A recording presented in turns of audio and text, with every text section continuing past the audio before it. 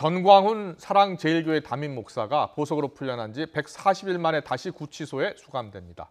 법원이 오늘 오전 보석 취소를 결정하면서 경찰이 40분 전쯤 전 목사의 신병을 확보해서 서울 구치소로 출발했습니다. 현장에 나가 있는 취재기자 연결합니다. 나혜인 기자.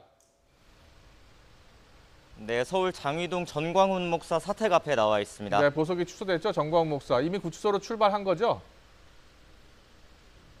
네, 1시간쯤 전인 오후 3시 반쯤에 경찰이 이곳 서울 장위동 사택에 도착을 해서 전광훈 목사의 신병을 확보했습니다. 지금은 경찰들이 모두 철수한 상황인데요. 전 목사는 구치소로 출발하기 전에 짧게 입장을 밝혔습니다. 사랑제일교회가 방역을 방해한 적이 없다면서 끝까지 책임을 회피했습니다. 잠시 들어보시겠습니다. 우리 교회는 이 방역을 방해한 적이 없다는 것을 이 공무원들이 다 알고 있어요. 근데 그걸 자꾸 언론에서 마치 방역을 제가 조성했다 이렇게 몰고 가니까 내가 또 재구속되지 않습니까? 발언이 끝난 뒤 경찰은 곧장 전 목사를 차량에 태워 서울구치소로 출발했습니다. 앞서 서울중앙지방법원은 오늘 오전 전 목사의 보석을 취소해달라는 검찰의 청구를 받아들이는 인용 결정을 내렸습니다. 또 보석 당시 전 목사로부터 받았던 보석 보증금 5천만 원 가운데 3천만 원을 몰취하기로 했습니다. 재판부는 전 목사의 보석 취소 사유에 대해 법원이 정한 보석 조건을 위반했기 때문이라고 설명했습니다.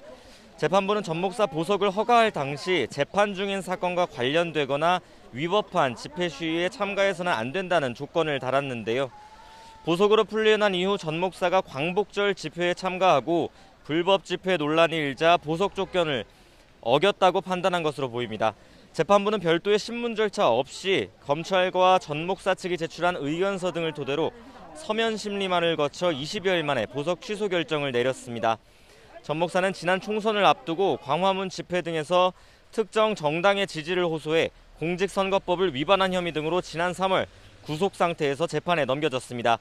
이후 건강 상태 등을 이유로 신청한 보석이 받아들여지면서 구속 50여일 만인 지난 4월 다시 풀려났는데요. 결국 140일 만에 보석이 취소되면서 전 목사는 다시 구속 상태에서 공직선거법 위반 사건 재판을 받게 됐습니다. 전 목사의 변호인 측은 이 같은 법원의 결정에 즉각 항고하겠다는 뜻을 밝혔습니다. 다만 항고 절차가 진행된다고 하더라도 전 목사에 대한 구속은 그대로 유지됩니다. 지금까지 전광훈 목사 사택 앞에서 YTN 나혜인입니다.